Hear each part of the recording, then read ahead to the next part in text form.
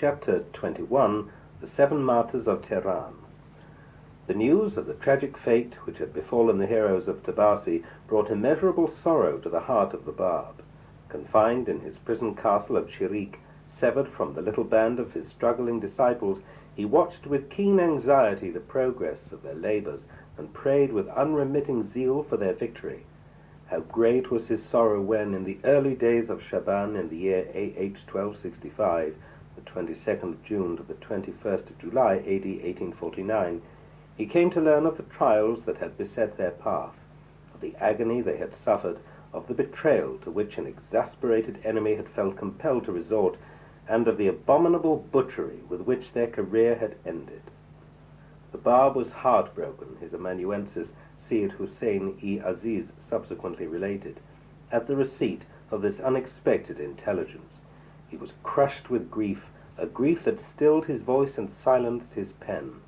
For 9 days he refused to meet any of his friends. I myself, though his close and constant attendant, was refused admittance. Whatever meat or drink we offered him, he was disinclined to touch. Tears rained continually from his eyes, and expressions of anguish dropped unceasingly from his lips. I could hear him, from behind the curtain, give vent to his feelings of sadness as he communed in the privacy of his cell with his beloved. I attempted to jot down the effusions of his sorrow as they poured forth from his wounded heart. Suspecting that I was attempting to preserve the lamentations he bade me destroy whatever I had recorded. Nothing remains of the moans and cries with which that heavy-laden heart sought to relieve itself of the pangs that had seized it. For a period of 5 months he languished, immersed in an ocean of despondency and sorrow. With the advent of Muharram in the year A.H. 1266, the 17th of November, the 17th of December, A.D. 1849, the Bab again resumed the work he had been compelled to interrupt. The first page he wrote was dedicated to the memory of Mullah Hussein. In the visiting tablet revealed in his honor, he extolled, in moving terms, the unswerving fidelity with which he served Qudus throughout the siege of the fort of Bab'i. He lavished his eulogies on his magnanimous conduct, recounted his exploits, and asserted his undoubted reunion in the world beyond with the leader whom he had so nobly served. He too, he wrote, would soon join those twin immortals, each of whom had, by his life and death, shed imperishable lustre on the faith of God. For 1 whole week the Bab continued to write his praises of Qudus, of Mullah Hussein, and of his other companions who had gained the crown of martyrdom at Bab'i. No sooner had he completed his eulogies of those who had immortalized their names in the defense of the fort than he summoned, on the day of Ashura, Mullah Azi Ghuzul, one of the believers of Maraghi, who for the last 2 months had been acting as his attendant instead of Sayyid Hassan, the brother of Sayyid Hussein-i-Aziz. There are 2 footnotes here. First, for Ashura, the 10th of Muharram, the anniversary of the martyrdom of the Imam Hussein, which fell in that year on the 26th of November, A.D. 1849, and the footnote for Mullah Adi Ghuzal. He had acted as the servant of the Bab in Maku, ranked among his leading companions, and subsequently embraced the message of Baha'u'llah. The Bab affectionately received him, bestowed upon him the name of Sayyah, entrusted to his care the visiting tablets he had revealed in memory of the martyrs of Bab'i, and bade him perform on his behalf a pilgrimage to that spot. Arise, he urged him, and with complete detachment proceed in the guise of a traveler to Mazindaran, and there visit on my behalf the spot which enshrines the bodies of those immortals who, with their blood, have sealed their faith in my cause. As you approach the precincts of that hallowed ground, put off your shoes, and bowing your head in reverence to their memory, invoke their names and prayerfully make the circuit of their shrine. Bring back to me, as a remembrance of your visit, a handful of that holy earth which covers the remains of my beloved ones, Qudus and Mullah Hussein. Strive to be back ere the day of Nowruz, that you may celebrate with me that festival, the only one I probably shall ever see again. Faithful to the instructions he had received, Sayyah set out on his pilgrimage to Mazindaran.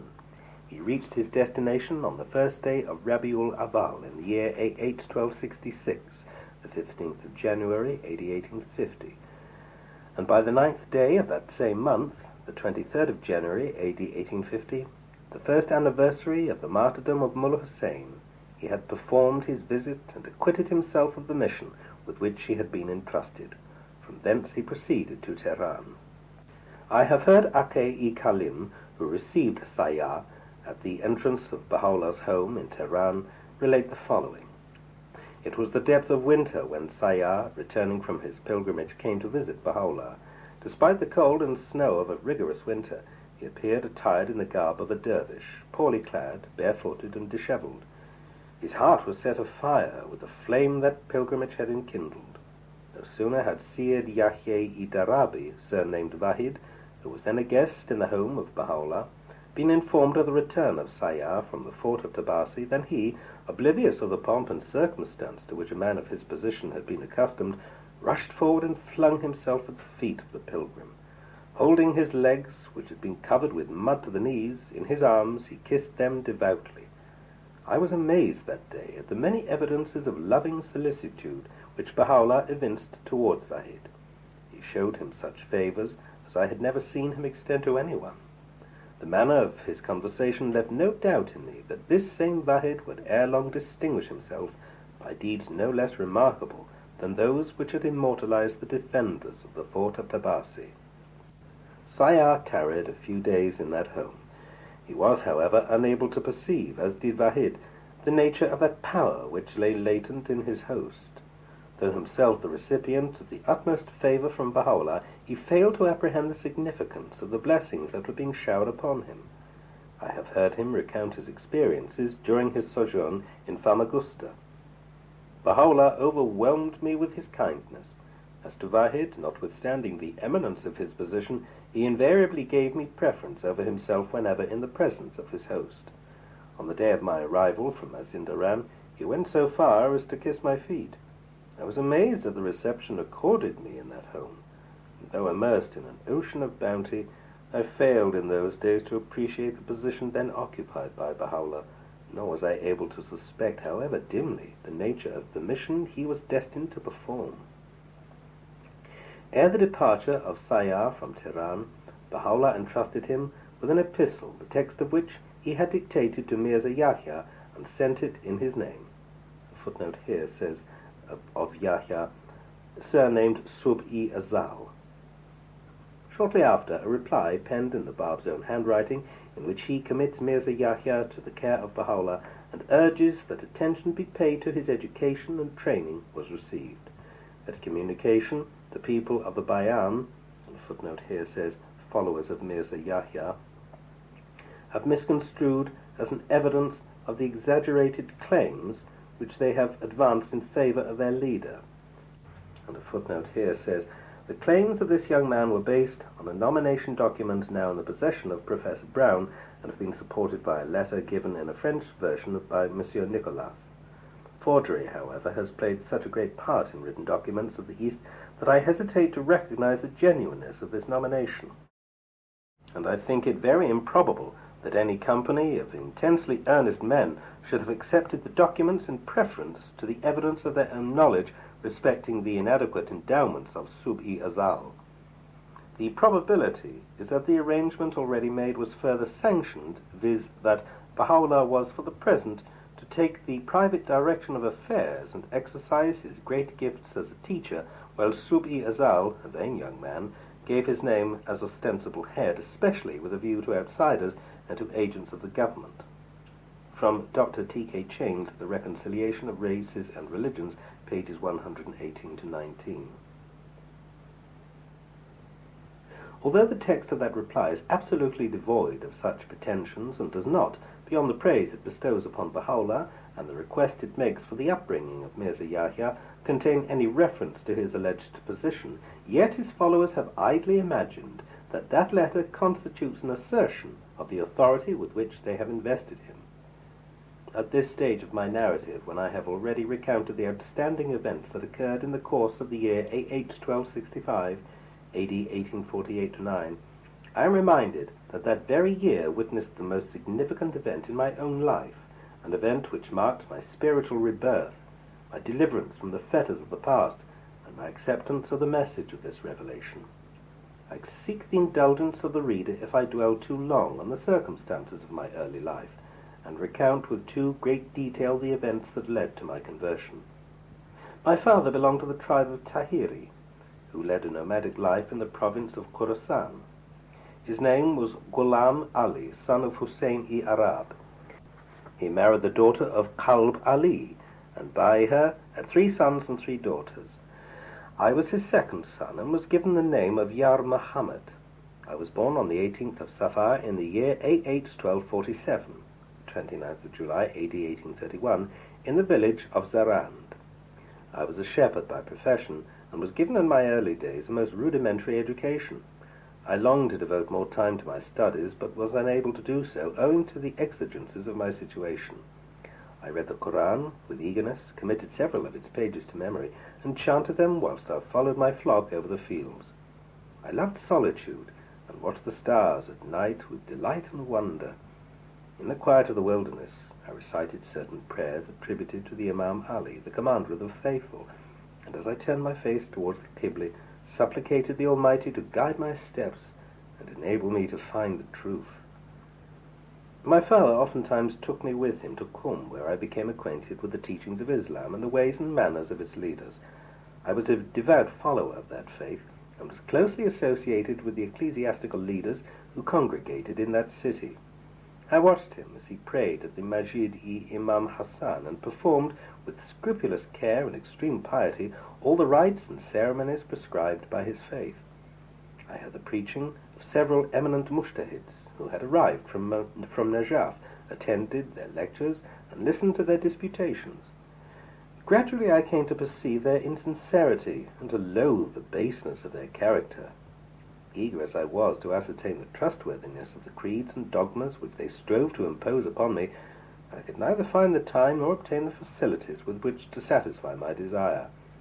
I was often rebuked by my father for my temerity and restlessness. "I fear," he often remarked, "that your aversion to these mujtahids may some day involve you in great difficulties and bring upon you reproach and shame." I was in the village of Rubat Karim on a visit to my maternal uncle when, on the 12th day after Nowruz in the year AH 1263, AD 1847, I accidentally overheard in the masjid of that village a conversation between 2 men, which the first made me acquainted with the revelation of the Bab. "Have you heard," one of them remarked, "that the Sayyidi Bab has been conducted to the village of Kinar-Girt and is on his way to Tehran?"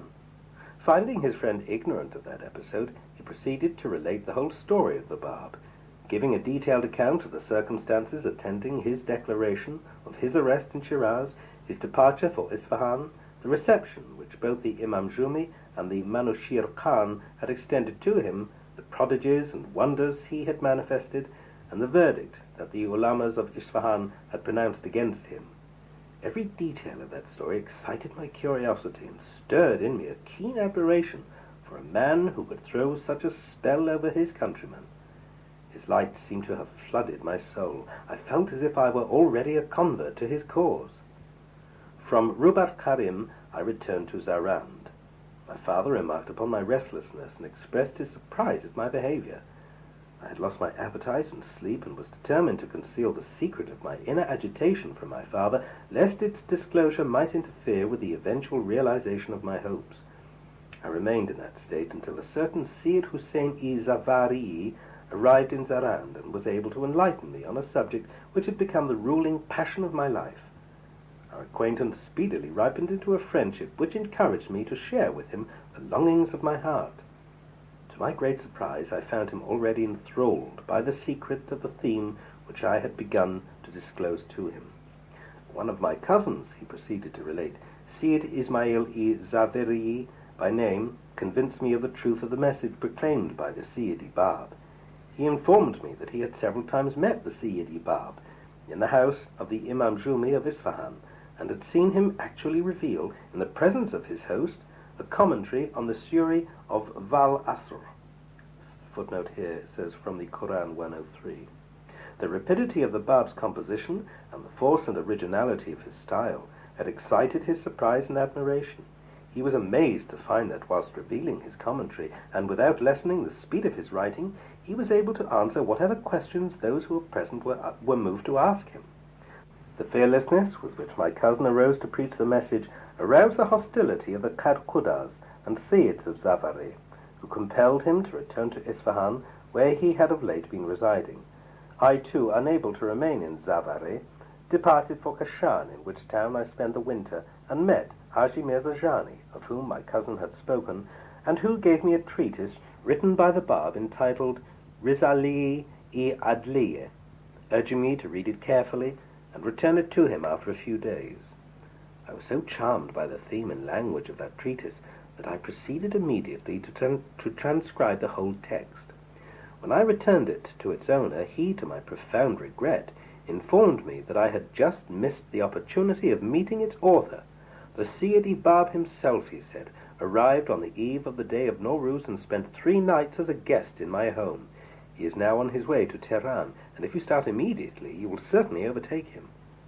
Straightway I rose and departed, walking all the way from Kashan to a fortress in the neighborhood of Kinargird. I was resting under the shadow of its walls when a pleasant-looking man emerged from that fortress and asked me who I was and whither I was going. I am a poor Sayyid, I replied, a wayfarer and stranger to this place. He took me to his home and invited me to spend the night as his guest. In the course of his conversation with me, he said, "I suspect you to be a follower of the Sayyid who was staying for a few days in this fortress, from whence he was transferred to the village of Kulain, and who 3 days ago left for Azerbaijan. I esteem myself as one of his adherents.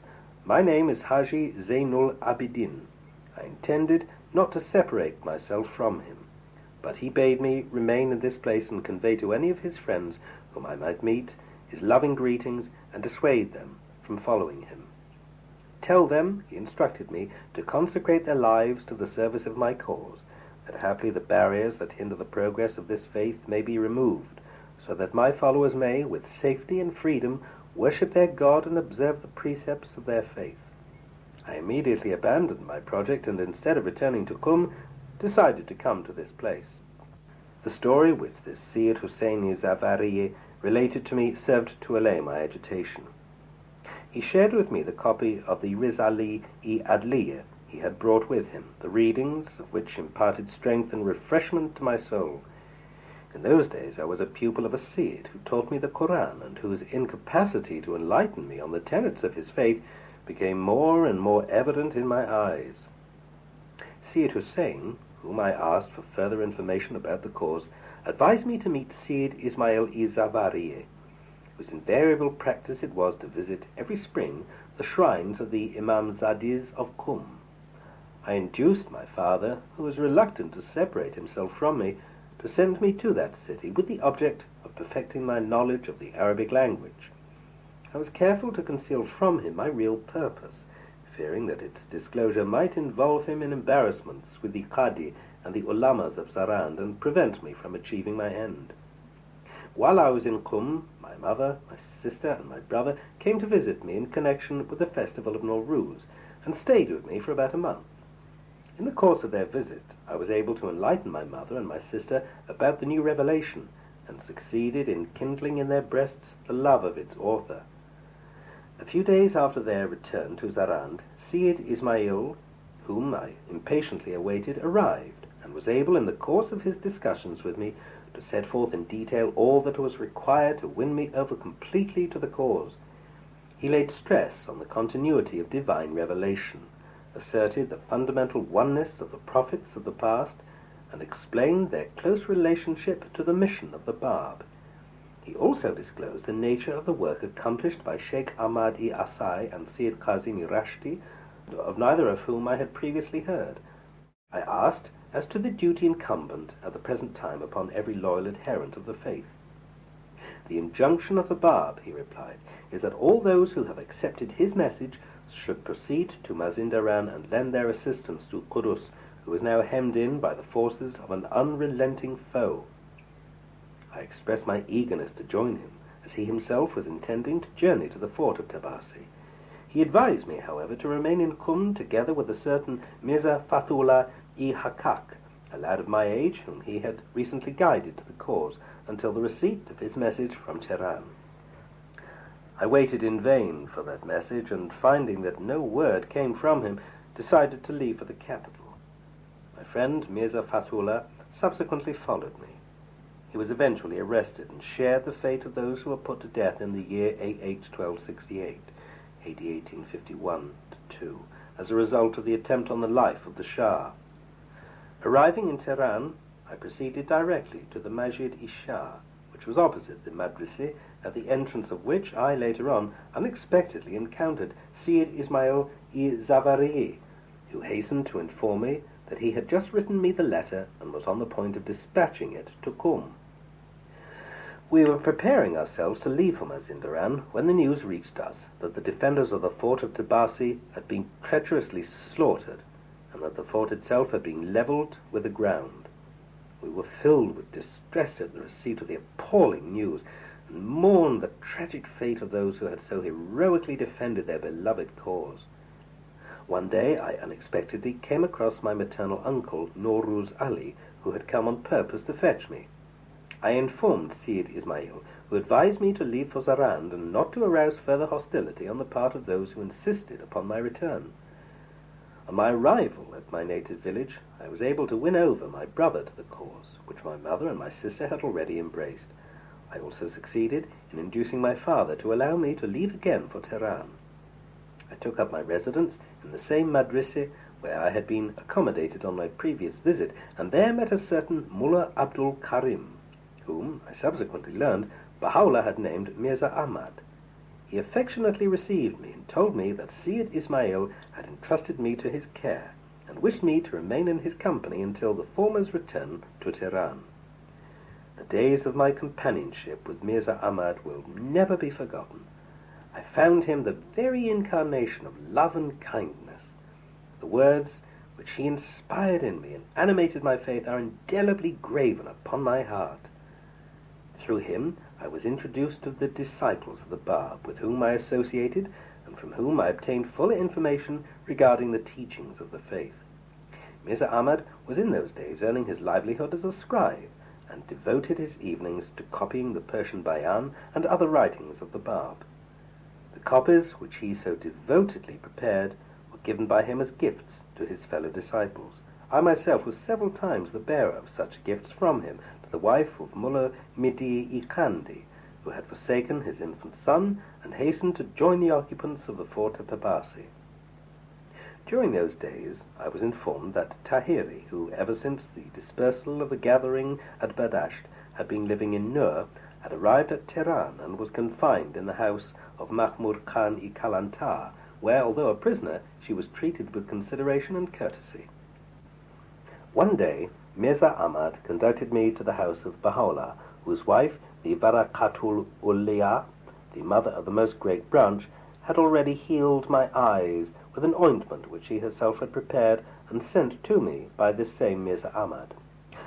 2 footnotes here. First, of the Barakatul Uliya, literally the most exalted leaf, and also the Most Great Branch. It says the title of Abdul Baha. The first one I met in that house was that same beloved son of hers, who was then a child of 6. He smiled his welcome to me as he was standing at the door of the room which Baha'u'llah occupied. I passed that door and was ushered into the presence of Mirza Yahya, utterly unaware of the station of the occupant of the room I had just left behind me. When brought face to face with Mirza Yahya, I was startled. Immediately I observed his features and noted his conversation at his utter unworthiness of the position that had been claimed for him. On another occasion, when I visited that same house, I was on the point of entering the room that Mirza Yahya occupied when Ake-i-Kalim, whom I had previously met, approached and requested me, since Isfandiyar, their servant, had gone to market and had not yet returned, to conduct Akka to the Madrasi-i Mirza Saleh in his stead, and then return to this place. A footnote here says of Akka, meaning master, by which the title Abdul Baha was then designated. I gladly consented, and as I was preparing to leave, I saw the Most Great Branch, a child of exquisite beauty, wearing the kula and cloak in the Jubi-i-Hizari, emerge from the room which his father occupied and descend the steps leading to the gate of the house. And another footnote here says of the Jubi-i-Hizari, a kind of overcoat. I advanced and stretched forth my arms to carry him. "We shall walk together," he said as he took hold of my hand and led me out of the house. We chatted together as we walked hand in hand in the direction of the madrisi, known in those days by the name of Pa Minar.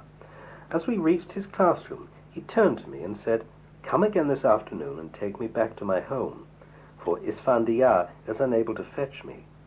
My father will need him today." I gladly acquiesced and returned immediately to the house of Baha'u'llah. There again I met Mirza Yahya, who delivered into my hands a letter which he asked me to take to the Madrisi-i-Sadr and hand to Baha'u'llah, whom I was told I would find in the room occupied by Mullah Bakir-i-Bastami. He asked me to bring back the reply immediately. I fulfilled the commission and returned to the Madrisi in time to conduct the Most Great Branch to his home. One day, Mirza Ahmad invited me to meet Haji Mirza Sayyid Ali, the Bab's maternal uncle, who had recently returned from Chirik and was staying in the home of Muhammad Beg-i Chaparchi, in the neighborhood of the gate of Shimiran. I was struck when I gazed at his face with the nobility of his features and the serenity of his countenance. My subsequent visits to him served to heighten my admiration for the sweetness of his temper, his mystical piety, and strength of character. I well remember how on one occasion Akhe-i-Kalim urged him at a certain gathering to leave Tehran, which was then in a state of great ferment, and escape its dangerous atmosphere. "Why fear for my safety?" he confidently replied. "Would that I too could share in the banquet which the hand of Providence is spreading for his chosen ones." Shortly after, the stirrers-up of mischief were able to kindle a grave turmoil in that city. Its immediate cause was the action of a certain Syed from Kashan, who was living in the Madrisi-i-Darush Shafar, and whom the well-known Syed Muhammad had taken into his confidence and claimed to have converted to the Bab's teachings. Mirza Muhammad Hussein-i Kirmani, who lodged in that same Madrisi, and who was a well-known lecturer on the metaphysical doctrines of Islam, attempted several times to induce Syed Muhammad, who was one of his pupils, to break off his acquaintance with that Syed, whom he believed to be unreliable, and to refuse him admittance to the gathering of the believers. Syed Muhammad refused, however, to be admonished by this warning, and continued to associate with him until the beginning of the month of Rabi'uth Thani in the year A.H. 1266, the 14th of February to the 15th of March, A.D. 1850, at which time the treacherous Syed went to a certain Syed Hussein, one of the Alamas of Kashan, and delivered into his hands the names and addresses of about 50 of the believers who were then residing in Tehran. That same list was immediately submitted by Syed Hussein to Mahmud Khan-i-Kalantar, who ordered that all of them be arrested. 14 of them were seized and brought before the authorities. On the day they were captured, I happened to be with my brother and my maternal uncle, who had arrived from Zarand and had lodged in the caravanserai outside the gate of Nor. The next morning they departed for Zarand, and as I returned to the Madrisi-i-Darush Shafar, I discovered in my room a package upon which was placed a letter addressed to me by Mirza Ahmad. That letter informed me that the treacherous Syed had at last denounced us and had raised a violent commotion in the capital.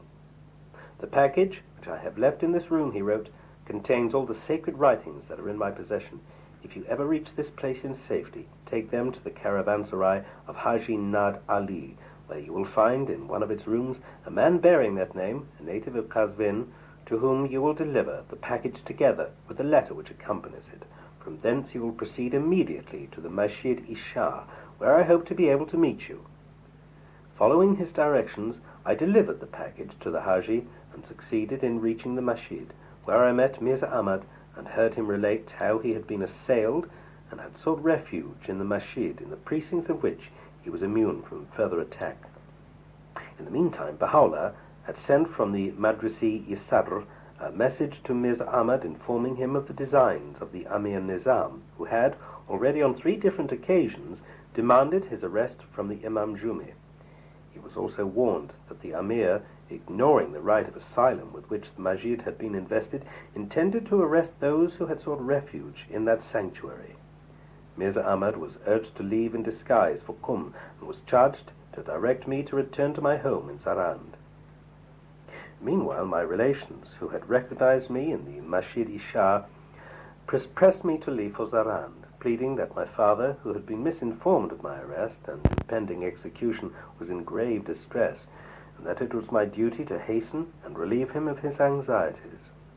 Acting on the advice of Mirza Ahmad, who counseled me to seize this God-given opportunity, I left for Sarand and celebrated the feast of Nowruz with my family, a feast that was doubly blessed inasmuch as it coincided with the 5th day of Jamadi-ul Awwal in the year AH 1266, AD 1850, the anniversary of the day on which the Bab had declared his mission.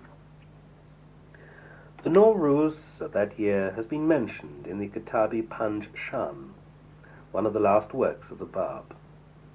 The 6th Nowruz, he wrote in that book, after the declaration of the point of the Bayan, has fallen on the 5th day of Jamadi-ul Awwal, in the 7th lunar year after that same declaration. In that same passage, the Bab alludes to the fact that the Nowruz of that year would be his last that he was destined to celebrate on this earth.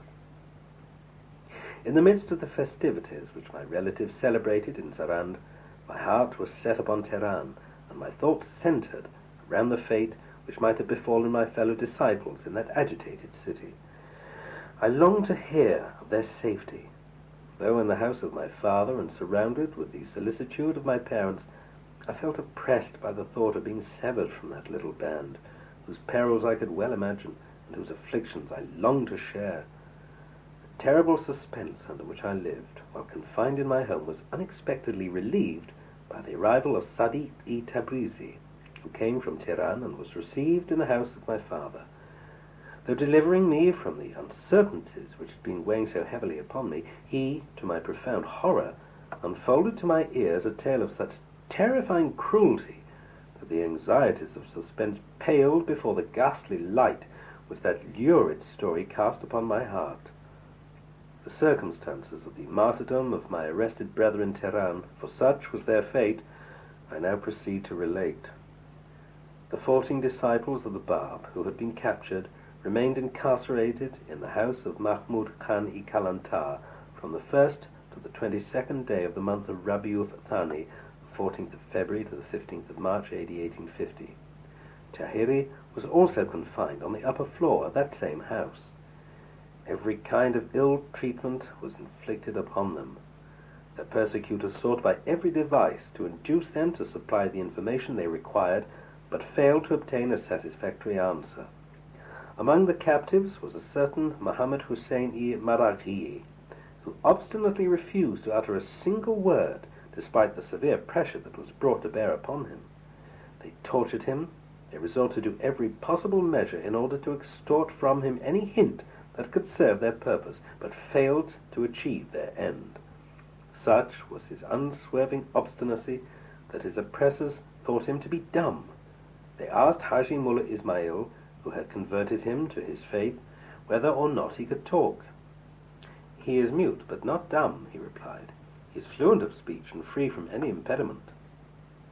He had no sooner called him by his name than the victim answered, assuring him of his readiness to abide by his will. Convinced of their powerlessness to bend their will, they referred the matter to Mahmud Khan, who in his turn submitted their case to the Amir Nizam, Mirza Taqi Khan, the Grand Vizier of Nasir-ud-Din Shah. The sovereign in those days refrained from any direct interference in matters pertaining to the affairs of the persecuted community, and was often ignorant of the decisions that were being made with regard to its members. His Grand Vizier was invested with plenary powers to deal with them as he saw fit. No one questioned his decisions, nor dared disapprove of the manner in which he exercised his authority. He immediately issued a peremptory order threatening with execution whoever among those 14 prisoners was unwilling to recant his faith. 7 were compelled to yield to the pressure that was brought to bear upon them, and were immediately released. The remaining 7 constitute the 7 martyrs of Tehran. 1. Haji Mirza Syed Ali, surnamed Kal-e-Azam, the Bab's maternal uncle, and one of the leading merchants of Shiraz. It was this same uncle into whose custody the Bab, after the death of his father, was entrusted, and who, on his nephew's return from his pilgrimage to Hijaz and his arrest by Hussein Khan, assumed undivided responsibility for him by pledging his word in writing. It was he who surrounded him, while under his care with unfailing solicitude, who served him with such devotion, and who acted as intermediary between him and the hosts of his followers who flocked to Shiraz to see him. His only child, a Syed Javad, died in infancy. Towards the middle of the year A8 1265, AD 1848-9, the same Haji Mirza Syed Ali left Shiraz and visited the Bab in the castle of Shirik. From thence he went to Tehran, and though having no special occupation, remained in that city until the outbreak of the sedition which brought about eventually his martyrdom. Though his friends appealed to him to escape the turmoil that was fast approaching, he refused to heed their counsel and faced, until his last hour, with complete resignation, the persecution to which he was subjected. A considerable number, among the more affluent merchants of his acquaintance, offered to pay his ransom, an offer which he rejected. Finally, he was brought before the Amir Nizam. The chief magistrate of this realm, the Grand Vizier informed him, is loath to inflict the slightest injury upon the Prophet's descendants. Eminent merchants of Shiraz and Tehran are willing, nay, eager, to pay your ransom. The Malikut Tujar has even interceded in your behalf. A word of recantation from you is sufficient to set you free and ensure your return with honors to your native city.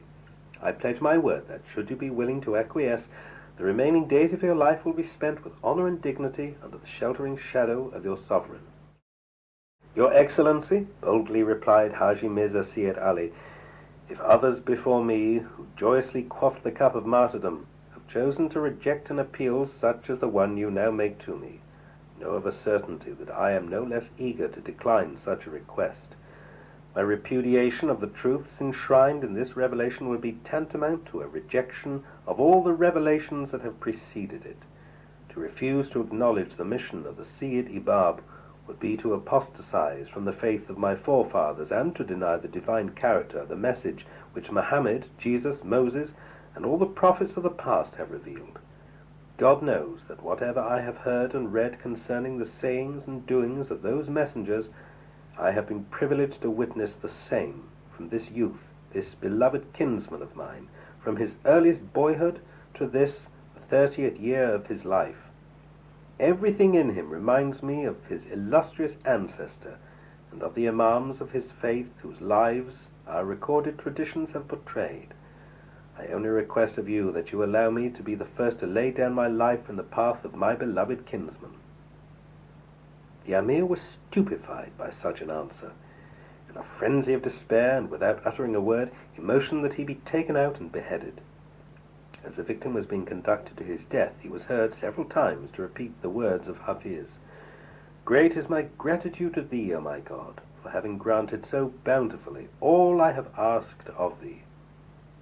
"Hear me, O people," he cried to the multitude that pressed around him. "I have offered myself up as a willing sacrifice in the path of the cause of God. The entire province of Fars, as well as of Iraq, beyond the confines of Persia, will readily testify to my uprightness of conduct, to my sincere piety and noble lineage. For over 1,000 years you have prayed and prayed again that the promised Qaim be made manifest. At the mention of his name, how often have you cried from the depths of your hearts, 'Hasten, O God, his coming. Remove every barrier that stands in the way of his appearance.' And now that he has come, you have driven him to a hopeless exile in a remote and sequestered corner of Azerbaijan, and have risen to exterminate his companions. Were I to invoke the malediction of God upon you, I am certain that his avenging wrath would grievously afflict you. Such is not, however, my prayer. With my last breath I pray that the Almighty may wipe away the stain of your guilt and enable you to awaken from the sleep of heedlessness." A footnote here says, "He took off his turban, and raising his face towards heaven, exclaimed, O God, thou art witness of how they are slaying the son of thy most honorable prophet without fault on his part." Then he turned to the executioner and recited this verse: "How long shall grief of separation from him slay me? Cut off my head, that love may bestow on me a head." From the Mathnavi, Book 6, page 649, 1, 2, edition Ala-ud Dawli. From A Traveller's Narrative, Note B, page 174.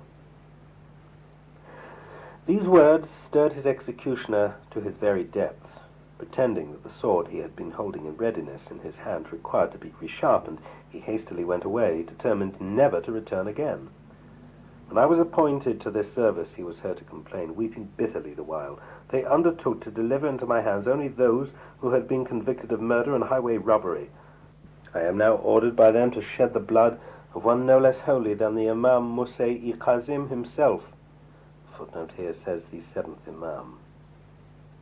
Shortly after, he departed for Khorasan, and there sought to earn his livelihood as a porter and crier. To the believers of that province he recounted the tale of that tragedy, and expressed his repentance of the act which he had been compelled to perpetrate. Every time he recalled that incident, every time the name of Haji Mirza Sayyid Ali was mentioned to him, tears which he could not repress flowed from his eyes, tears that were a witness to the affection which that holy man had instilled into his heart. 2. Mirza Qurban Ali, a native of Bafurush in the province of Mazindaran, and an outstanding figure in the community known by the name of Nimatullahi. He was a man of sincere piety and endowed with great nobleness of nature. Such was the purity of his life that a considerable number among the notables of Mazindaran, of Khorasan, and Tehran had pledged him their loyalty, and regarded him as the very embodiment of virtue. Such was the esteem in which he was held by his countrymen that, on the occasion of his pilgrimage to Karbala, a vast concourse of devoted admirers thronged his route in order to pay their homage to him. In Hamadan, as well as in Kirmanshah, a great number of people were influenced by his personality and joined the company of his followers.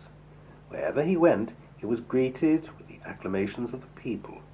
These demonstrations of popular enthusiasm were, however, extremely distasteful to him. He avoided the crowd and disdained the pomp and circumstance of leadership.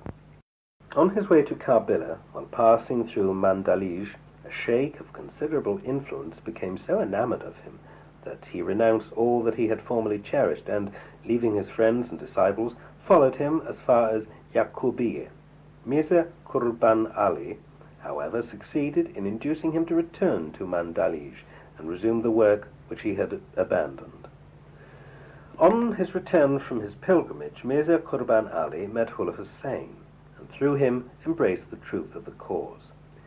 Owing to illness, he was unable to join the defenders of the fort of Tabasi, and, but for his unfitness to travel to Mazindaran, would have been the first to join its occupants. Next to Mullah Hussein, among the disciples of the Bab, Vahid was the person to whom he was the most attached. During my visit to Tehran, I was informed that the latter had consecrated his life to the service of the cause, and had risen with exemplary devotion to promote its interests far and wide. I often heard Mirza Qurban Ali, who was then in the capital, deplore that illness. "How greatly I grieve," I heard him several times remark, "to have been deprived of my share of the cup which Mullah Hussein and his companions have quaffed. I long to join Vahid and enroll myself under his banner and strive to make amends for my previous failure." He was preparing to leave Tehran when he was suddenly arrested, his modest attire witness to the degree of his detachment. Clad in a white tunic after the manner of the Arabs, cloaked in a coarsely woven abba, and wearing the headdress of the people of Iraq, he seemed, as he walked the streets, the very embodiment of renunciation.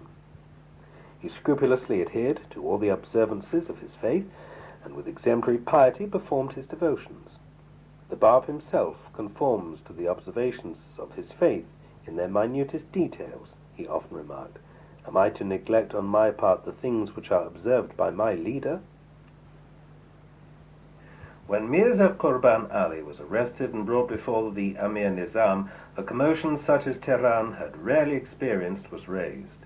Large crowds of people thronged the approaches to the headquarters of the government, eager to learn what would befall him.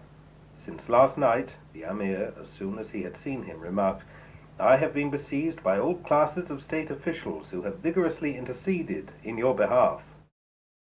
A footnote here says, Mirza Qurban Ali was famous amongst mystics and dervishes, and had many friends and disciples in Tehran, besides being well known to most of the nobles and chief men, and even to the Shah's mother.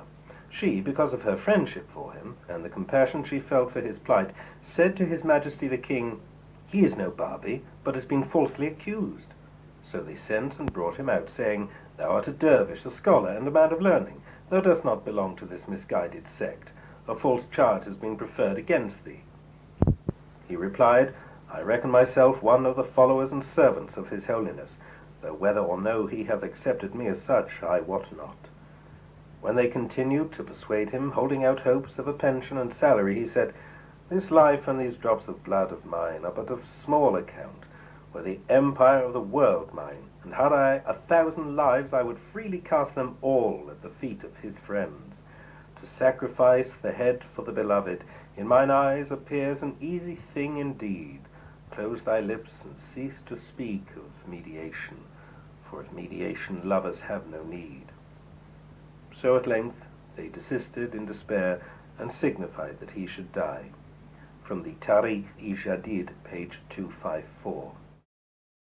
The Amir continued, "From what I learn of the position you occupy and the influence your words exercise, you are not much inferior to the Sayyid-i-Bab himself. Had you claimed for yourself the position of leadership, better would it have been than to declare your allegiance to one who was certainly inferior to you in knowledge." "The knowledge which I have acquired," he boldly retorted, "has led me to bow down in allegiance before him whom I have recognized to be my lord and leader. Ever since I attained the age of manhood, I have regarded justice and fairness as the ruling motives of my life. I have judged him fairly, and have reached the conclusion that should this youth, whose transcendent power friend and foe alike testify be false, every prophet of God, from time immemorial down to the present day, should be denounced as the very embodiment of falsehood. I am assured of the unquestioning devotion of over 1,000 admirers, and yet I am powerless to change the heart of the least among them. This youth, however, has proved himself capable of transmuting through the elixir of his love the souls of the most degraded among his fellow men. Upon 1,000 like me he has, unaided and alone, exerted such influence that without even attaining his presence, they have flung aside their own desires and have clung passionately to his will. Fully conscious of the inadequacy of the sacrifice they have made, these yearn to lay down their lives for his sake, in the hope that this further evidence of their devotion may be worthy of mention in his court." "I am loath," the Amir Nizam remarked, "whether your words be of God or not, to pronounce the sentence of death against the possessor of so exalted a station." "Why hesitate?" burst forth the impatient victim. "I am not aware that all names descend from heaven. He whose name is Ali, in whose path I am laying down my life, has from time immemorial inscribed my name Qurban Ali in the scroll of his chosen martyrs. This is indeed the day on which I celebrate the Qurban festival, the day on which I shall seal with my life-blood my faith in his cause. Be not therefore reluctant, and rest assured that I shall never blame you for your act. The sooner you strike off my head, the greater will be my gratitude to you." Two footnotes here. On he whose name is Ali, it says this is a reference to the Bab, and Qurban Ali. Qurban means sacrifice, hence sacrifice for the Bab. "Take him away from this place," cried the Amir. "Another moment, and this dervish will have cast his spell over me."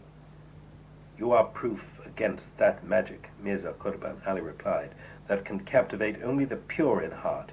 You and your like can never be made to realize the entrancing power of that divine elixir which, swift as the twinkling of an eye, transmutes the souls of men." Exasperated by the reply, the Amir Nizam arose from his seat, and his whole frame shaking with anger, exclaimed, "Nothing but the edge of the sword can silence the voice of this deluded people." "No need," he told the executioners, who were in attendance upon him, "to bring any more members of this hateful sect before me. Words are powerless to overcome their unswerving obstinacy. Whomever you are able to induce to recant his faith, release him. As for the rest, strike off their heads." As he drew near the sentence of his death, Mirza Qurban Ali, intoxicated with the prospect of an approaching reunion with his beloved, broke forth into expressions of joyous exultation. "Hasten to slay me," he cried with rapturous delight, "for through this death you will have offered me the chalice of everlasting life. Though my withered breath you now extinguish, with a myriad lives will my beloved reward me, lives such as no mortal heart can conceive. Hearken to my words, you who profess to be the followers of the Apostle of God," he pleaded as he turned his gaze to the concourse of spectators. "Muhammad, the day-star of divine guidance, who in a former age arose above the horizon of Hijaz, has today, in the person of Ali Muhammad, again risen from the day-spring of Shiraz, shedding the same radiance and imparting the same warmth. A rose is a rose in whichever garden, and at whatever time it may bloom." Seeing on every side how the people were deaf to his call, he cried aloud, "Oh, the perversity of this generation! How heedless of the fragrance which that imperishable rose has shed! Though my soul brim over with ecstasy, I can, alas, find no heart to share with me its charm, nor mind to apprehend its glory." At the sight of the body of Haji Mirza Syed Ali, beheaded and bleeding at his feet, his fevered excitement rose to its highest pitch. "Hail!" he shouted as he flung himself upon it. "Hail the day of mutual rejoicing, the day of our reunion with our beloved! Approach," he cried to the executioner as he held the body in his arms, "and strike your blow, for my faithful comrade is unwilling to release himself from my embrace, and calls me to hasten together with him to the court of the well-beloved." A blow from the executioner fell immediately upon the nape of his neck. A few moments later, and the soul of that great man had passed away. That cruel stroke stirred in the bystanders feelings of mingled indignation and sympathy. Cries of sorrow and lamentation ascended from the hearts of the multitude, and provoked a distress that was reminiscent of the outbursts of grief with which every year the populace greets the day of Ashura. A footnote of this says, "When he was brought to the foot of the execution pole, the headsman raised the sword and smote him on the neck from behind. The blow only bowed his head and caused the dervish's turban, which he wore, to roll some paces from him on the ground. Immediately, as it were with his last breath, he sent a fresh pang through the heart of everyone capable of emotion by reciting these verses: Happy he whom love's intoxication so hath overcome that scarce he knows whether at the feet of the beloved it be head or turban which he throws. From the Tarikh-i-Jadid, pages 254 to 255. Number 3. Then came the turn of Haji Mullah Ismail Irkuni, who was a native of Farhan. In his early youth he departed for Karbala in quest of the truth which he was diligently striving to discover. He had associated with all the leading ulamas of Najaf and Karbala, had sat at the feet of Sayyid Kazim, and had acquired from him the knowledge and understanding which enabled him, a few years later, when in Shiraz, to acknowledge the revelation of the Bab. He distinguished himself by the tenacity of his faith and the fervor of his devotion. As soon as the injunction of the Bab, bidding his followers to hasten to Khorasan, reached him, he enthusiastically responded, joined the companions who were proceeding to Badasht, and there received the appellation of Sirul Wujud. Whilst in their company, his understanding of the cause grew deeper, and his zeal for its promotion correspondingly increased. He grew to be the very embodiment of detachment, and felt more and more impatient to demonstrate in a befitting manner the spirit with which his faith had inspired him. In the exposition of the meaning of the verses of the Koran and the traditions of Islam, he displayed an insight which few could rival, and the eloquence with which he set forth those truths won him the admiration of his fellow disciples. In the days when the fort of Tabasi had become the rallying center for the disciples of the Bab, he languished disconsolate upon a sick bed, unable to lend his assistance and play his part for its defense. No sooner had he recovered than, finding that the memorable siege had ended with the massacre of his fellow disciples, he arose with added determination to make up by his self-sacrificing labors for the loss which the cause had sustained. That determination carried him eventually to the field of martyrdom and won him its crown. Conducted to the block and waiting for the moment of his execution, he turned his gaze towards those twin martyrs who had preceded him and who still lay entwined in each other's embrace. "Well done, beloved companions," he cried as he fixed his gaze upon their gory heads. "You have turned Tehran into a paradise. Would that I had preceded you." Drawing from his pocket a coin which he handed to his executioner, he begged him to purchase for him something with which he could sweeten his mouth. He took some of it and gave the rest to him, saying, "I have forgiven you your act. Approach and deal your blow. For 30 years I have yearned to witness this blessed day, and was fearful lest I should carry this wish with me unfulfilled to the grave. Accept me, O my God," he cried, as he turned his eyes to heaven, "unworthy though I be, and deign to inscribe my name upon the scroll of those immortals who have laid down their lives on the altar of sacrifice." He was still offering his devotions when the executioner, at his request, suddenly cut short his prayer. Number 4. He had hardly expired when Syed Hussein-i Torshizi, the Mujtahid, was conducted in his turn to the block. He was a native of Torshiz, a village in Khorasan, and was highly esteemed for his piety and rectitude of conduct. He had studied for a number of years in Najaf, and was commissioned by his fellow Mujtahids to proceed to Khorasan and there propagate the principles he had been taught. When he arrived in Qazimain, he met Haji Muhammad Taqi-i Kirmani, an old acquaintance of his who ranked among the foremost merchants of Kirman, and who had opened a branch of his business in Khorasan. As he was on his way to Persia, he decided to accompany him. This Haji Muhammad Taqi had been a close friend of Haji Mirza Syed Ali, the Bab's maternal uncle, through whom he had been converted to the cause in the year A8 1264, AD 1847-8, while preparing to leave Shiraz on a pilgrimage to Karbala. When informed of the projected journey of Haji Mirza Syed Ali to Shirik for the purpose of visiting the Bab, he expressed his eager desire to accompany him. Haji Mirza Syed Ali advised him to carry out his original purpose and proceed to Karbala and there await his letter, which would inform him whether it would be advisable to join him. From Shirik, Haji Mirza Syed Ali was ordered to depart for Tehran, in the hope that after a short stay in the capital he would be able to renew his visit to his nephew. Whilst in Shirik, he expressed his reluctance to return to Shiraz, inasmuch as he could no longer endure the increasing arrogance of its inhabitants. Upon his arrival in Tehran, he requested Haji Muhammad Taqi to join him. Syed Hussein accompanied him from Baghdad to the capital, and through him was converted to the faith. As he faced the multitude that had gathered round him to witness his martyrdom, Syed Hussein raised his voice and said, "Hear me, O followers of Islam. My name is Hussein, and I am a descendant of the Sayyidush Shuhada, who also bore that name." A footnote here says the Imam Hussein. The Mujtahids of the holy cities of Najaf and Karbala have unanimously testified to my position as the authorized expounder of the law and teachings of their faith. Not until recently had I heard the name of the Sayyidi Bab. The mastery I have obtained over the intricacies of the Islamic teachings has enabled me to appreciate the value of the message which the Sayyidi Bab has brought.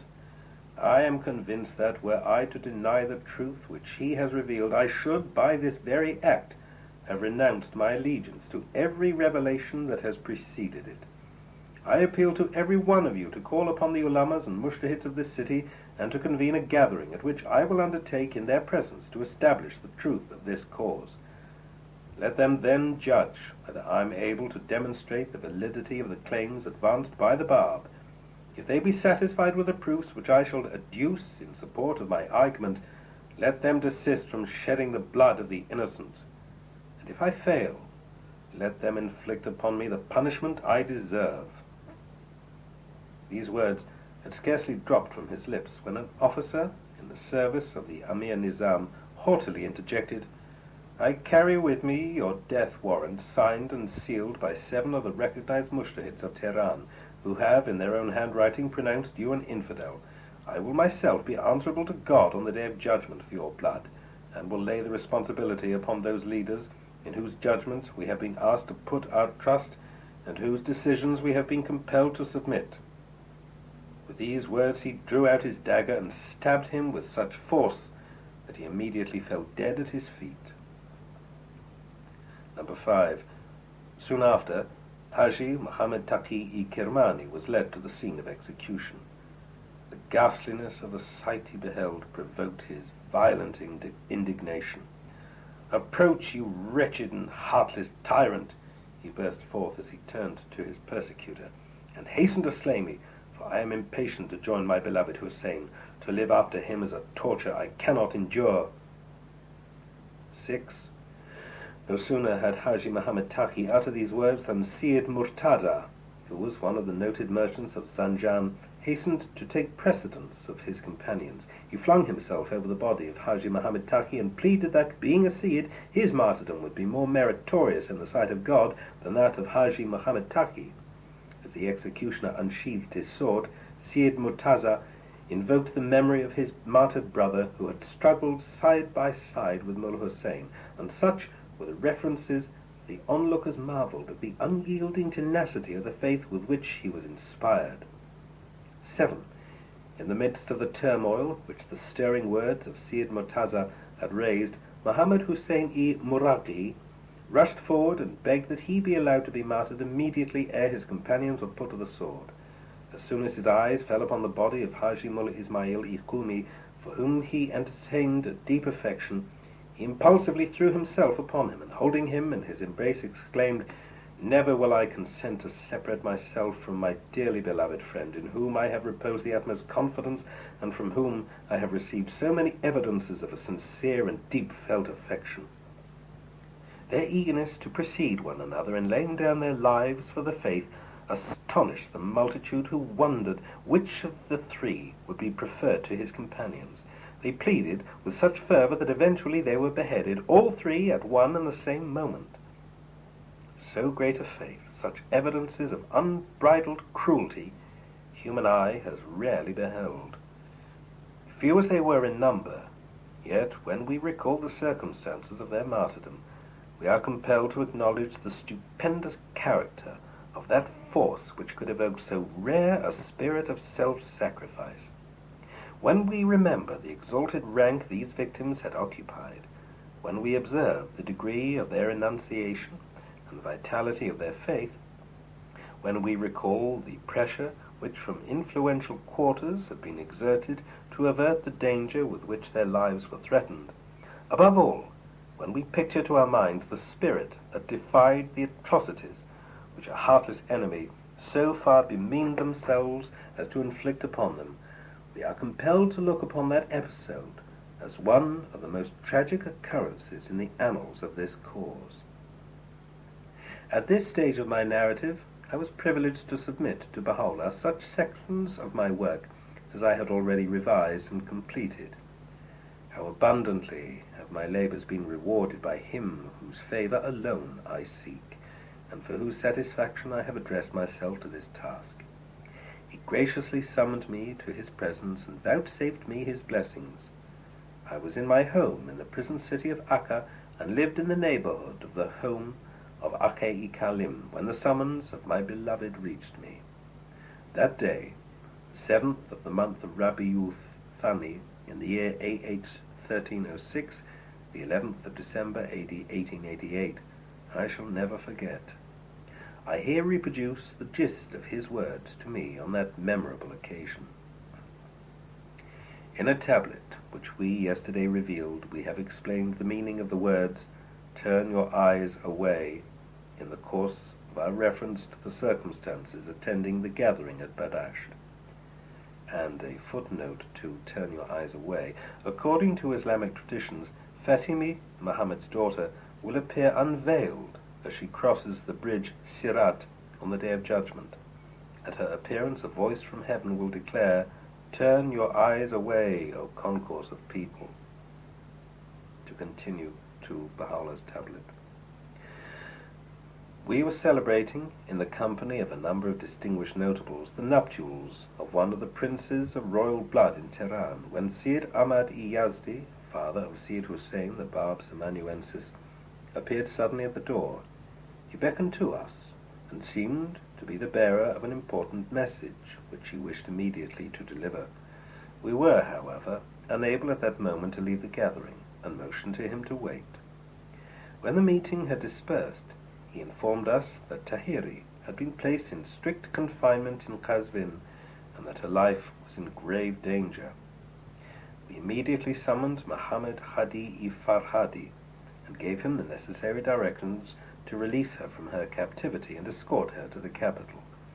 As the enemy had seized our house, we were unable to accommodate her indefinitely in our home. Accordingly, we arranged for her transference from our house to that of the Minister of War, who in those days had been disgraced by his sovereign and had been deported to Kashan. A footnote here of the Minister of War says, Mirza Aka Khan-i-Nuri, who succeeded the Amir Nizam as Grand Vizier of Naziruddin Shah. Back to Baha'u'llah's tablet. We requested his sister, who still was numbered among our friends, to act as hostess for Tahiri. She remained in her company until the call of the Bab, bidding us proceed to Khorasan, reached our ears. We decided that Tahiri should proceed immediately to that province, and commissioned Mirza to conduct her to a place outside the gate of the city, and from thence to any locality he deemed advisable in that neighborhood. And a footnote here of Mirza says, Ake-i Kalim, brother of Baha'u'llah. She was taken to an orchard in the vicinity of which was a deserted building, where they found an old man who acted as its caretaker.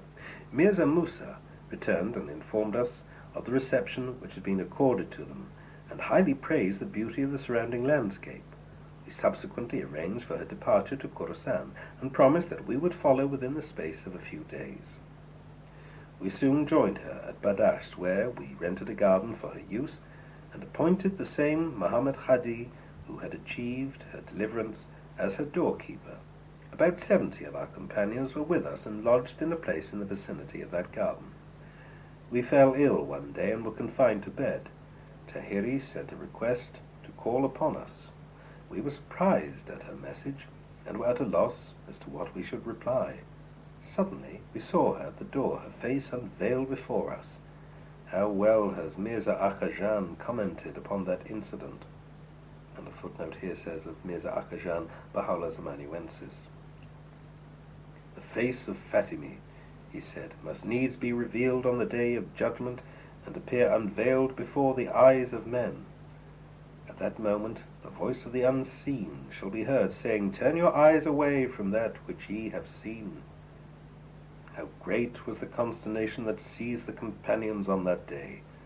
Fear and bewilderment filled their hearts. A few, unable to tolerate that which was to them so revolting a departure from the established customs of Islam, fled in horror from before her face. Dismayed, they sought refuge in a deserted castle in that neighborhood.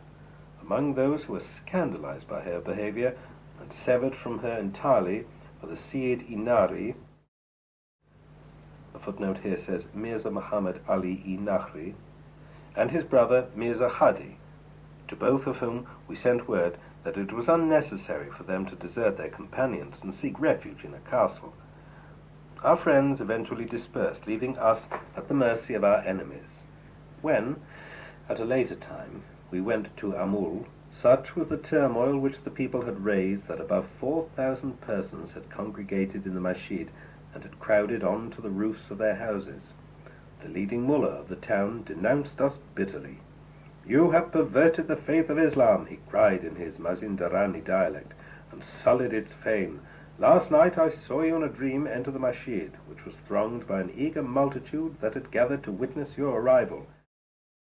As the crowd pressed round you, I beheld, and lo, the Qaim was standing in a corner, with his gaze fixed upon your countenance, his features betraying great surprise. This dream I regard as evidence of your having deviated from the path of truth. He assured him that the expression of surprise on that countenance was a sign of the Qaim's strong disapproval of the treatment he and his fellow townsmen had accorded us. He questioned us regarding the mission of the Bab. We informed him that, although we had never met him face to face, yet we cherished nonetheless a great affection for him. We expressed our profound conviction that he had under no circumstances acted contrary to the faith of Islam. The mullah and his followers, however, refused to believe us, and rejected our testimony as a perversion of the truth. They eventually placed us in confinement and forbade our friends to meet us. The acting governor of Amul succeeded in effecting our release from captivity. Through an opening in the wall that he ordered his men to make, he enabled us to leave that room and conducted us to his house. No sooner were the inhabitants informed of this act than they arose against us, besieged the governor's residence, and pelted us with stones, and hurled in our face the foulest invectives. At the time we purposed to send Muhammad Hadi Farhadi to Qazvin, in order to achieve the deliverance of Tahiri and conduct her to Tehran. Sheikh Abu Turab wrote us, insisting that such an attempt was fraught with grave risks and might occasion an unprecedented tumult. We refused to be deflected from our purpose. That Sheikh was a kind-hearted man, was simple and lowly in temper, and behaved with great dignity. He lacked courage and determination, however, and betrayed weakness on certain occasions. A word should now be added regarding the closing stages of the tragedy that witnessed to the heroism of the 7 martyrs of Tehran. For 3 days and 3 nights they remained abandoned in the Sabzi Maidan, which joined the imperial palace, exposed to untold indignities which an unrelenting foe heaped upon them. Thousands of devout Shias gathered round their corpses, kicked them with their feet, and spat upon their faces. They were pelted, cursed, and mocked by the angry multitude. Heaps of refuse were flung upon their remains by the bystanders, and the foulest atrocities were perpetrated upon their bodies. No voice was raised in protest, no hand was stretched to stay the arm of the barbarous oppressor. Having allayed the tumult of their passion, they buried them outside the gate of the capital in a place which lay beyond the limits of the public cemetery, adjoining the moat between the gates of Nor and of Shah Abdul Azim. They were all laid in the same grave, thus remaining united in body as they had been in spirit during the days of their earthly life.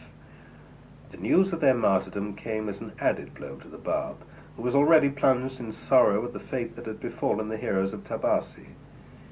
In the detailed tablet he revealed in their honor, every word of which testified to the exalted position they occupied in his eyes. He referred to them as those very 7 goats, spoken of in the traditions of Islam, who on the day of judgment shall walk in front of the promised Qaim. They shall symbolize by their life the noblest spirit of heroism, and by their death shall manifest true acquiescence in his will. By preceding the Qaim, the Bab explained, is meant that their martyrdom will precede that of the Qaim himself, who is their shepherd. What the Bab had predicted came to be fulfilled, inasmuch as his own martyrdom occurred 4 months later in Tabriz. That memorable year witnessed, in addition to the martyrdom of the Bab and that of his 7 companions in Tehran, the momentous happenings of Narrated, which culminated in the death of Wahid. Towards the end of that same year, Zanjan likewise became the center of a storm which raged with exceptional violence throughout the surrounding district, bringing in its wake the massacre of a vast number of the Bab's staunchest disciples. That year rendered memorable by the magnificent heroism which those staunch supporters of his faith displayed, not to speak of the marvelous circumstances that attended his own martyrdom, must ever remain as one of the most glorious chapters ever recorded in that faith's blood-stained history. The entire face of the land was blackened by the atrocities in which a cruel and rapacious enemy freely and persistently indulged. From Khorasan, on the eastern confines of Persia, as far west as Tabriz, the scene of the Bab's martyrdom, and from the northern cities of Zanjan and Tehran, stretching south as far as Narrated in the province of Fars, the whole country was enveloped in darkness, a darkness that heralded the dawning light of the revelation which the expected Hussein was soon to manifest, a revelation mightier and more glorious than that which the Bab himself had proclaimed.